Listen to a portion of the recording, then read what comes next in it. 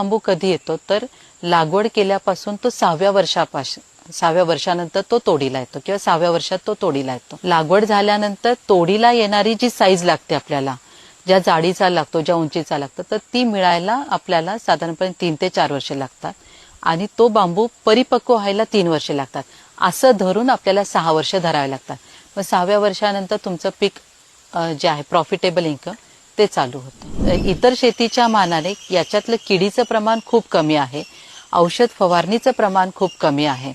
तर त्यामुळे इतर शेतीच्या मानाने या बाबतीत ती खरंच खूप फायद्याची आहे. माथेमोड नावाचा आजार होतो, तर त्यावेळेसच फक्त मग तो पण बेटातल्या एखाद दुसऱ्या बांबूला होतो आणि याच्यासाठी तुम्हाला काही फार मोठी औषध फवारणी करावी लागत नाही.